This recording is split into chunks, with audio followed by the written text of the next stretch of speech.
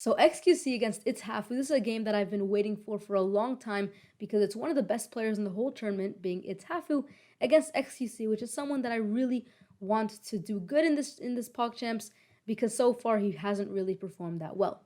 What we see is itsHafu starting with the white pieces in the first game, and she decides to play a very tricky fried liver attack opening where she plays knight to g5. Notice that now she has two pieces attacking this critical f7 square, meaning that she's threatening to take here. And there's only one possible move that stops all of the attacks, and there's only one good move in the position, and xQc, without having opening preparation of this line, manages to find it, which is really impressive. He plays d5, the only good move, stopping this bishop from adding pressure on this f7 square. And now after take, you'll notice that the queen is moved to f3, continuing this pressure and threatening even mate here on f7. So now there has to be some defensive measure, which xQc actually managed to do very well, moving to e6, defending the f7 square and defending the knight, which is a very beautiful move. And notice that if black takes the knight here, for example, well, now you can take this knight, threatening a lot of pressure on here, but also threatening to take here because of the battery, and then forking the rook and the king. So there's a lot of threats here with these two pieces, which is why taking on the knight is not the right move, and which is why this is just a very solid defensive idea. Here, I think white's best move is probably to take the bishop here, maybe tear up black's structure a little bit with the pawns, but instead the knight is traded here, or taken at least, and then black takes this knight. So this is the biggest mistake that xQc does this game, because he allows the bishop to take the knight here in check, threatening once again this beautiful fork, winning the rook. So instead of taking the pawn, we see d7, but already it's very hard to come back from this when you're playing against itsHafu, which is a very solid player. And here we see d4, which is a beautiful move because of this discovery, threatening to capture the pawn here. You're not threatening to win the pawn, but it's just a very nice way to get your piece active and just add some pressure on the queen. We see more pressure. The queen comes here. The pawns are traded in the center after a while, actually. And in this position, this is the second big blunder that xQc does, because he aligns the queen and the king together. Never try to do that. Or at least if you are going to do that, check if your opponent can take advantage of this. So here, there's a beautiful bishop to f4 pin, winning the queen, and it's basically game over from here. The queens are traded.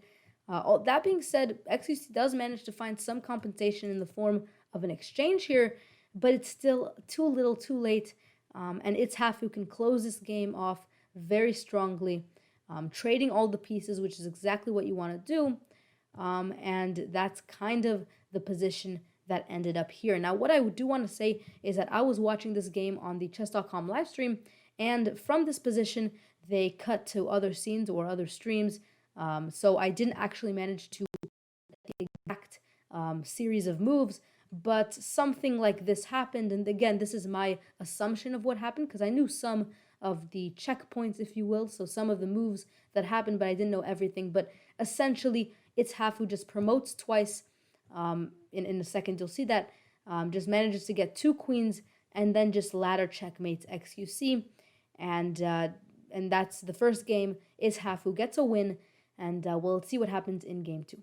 Game 2, xQc has the white pieces and plays against the French defense. Here, he definitely should try to push the pawn or maybe support the pawn, but a move like bishop d3 is horrible because it blocks in the d-pawn, which is nothing that you ever want to do, because notice that now this d-pawn is useless, meaning that also the bishop is going to have a hard time getting into the game. So you never want to block in your pawns, which is why you should have found alternatives. That being said, after the pieces are traded, we get into this position where this queen is very powerful here in the center because there's no knight that can kick it out.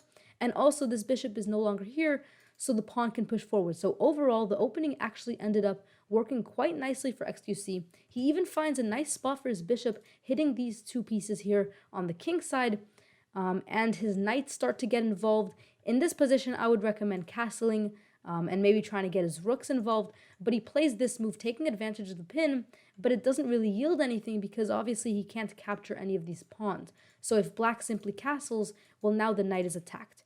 So that's what black maybe should have done. Instead, we see this position where the knight's here along with the bishop, are just controlling a lot of these central squares here and are very annoying for black. But now, because of this battery on this pawn is hanging here, and black just wins a free piece. After a trade of bishops, we see the knight starting to get into the game. I would instead maybe castle here, try to get your rooks involved, because you don't want to start moving pieces over and over again. But the knights do move here, trying to attack this pawn twice now. The queens are traded off the board, which end up working in xQc's favor because now he has a clear target. In fact, two clear targets here in the center of the board. So usually doubled pawns are very bad if they don't have pawns next to them. So these are very big problems for black. And you'll notice that the knights start going here and attacking these pawns. So this knight attacks, this knight defends, the pawn pushes. In fact, if we back off here, you can see that you can attack the pawn with a move like g4, but you can also attack the pawn with the move c4. And this is way better because after e4, we have this fork and you're going to win the pawn back. So instead of g4, you definitely should go for c4, but g4 is played nonetheless. We see e4, and now knight to g5 attacks both pawns. Rather than defending both with a move like c5, we see a trade offer, and here xQc decides to take the trade and win a pawn. And so you'll notice that the position is completely tied in material, and now more trades happen. The rooks get active for xQc, one castles, and the other one just comes into a square where it's attacking a pawn. So xQc is finding relatively good moves, but the endgame is just going to be very hard to win. And obviously he has to win. If it's a draw, then obviously itsHafu gets the win. Here you see that xQc allows for these doubled rooks here on the d file, which just wins the pawn. There's nothing that xQc can do. He loses a pawn, and from here everything kind of goes sideways. But there is still a chance for him to try to promote this h pawn because he does have this passed pawn. But rather than going to h4, he decides to go to h3, which is a big mistake here. Definitely push to h4 instead. But he goes h3, prepares the move g4, which he tries to play. But I would recommend just trying to push this h pawn over and over again. In this position, the best move is moving down here. And now he might still have chances to try to attack, especially if itsHafu doesn't play the best moves. But instead, he sacks the rook here, saying that, you know what, whatever, I'll be able to promote.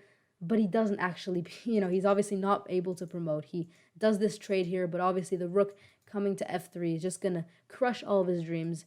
itsHafu can promote and easily win this. So after g2, xQc offers a draw. itsHafu just accepts because that's a win for her regardless.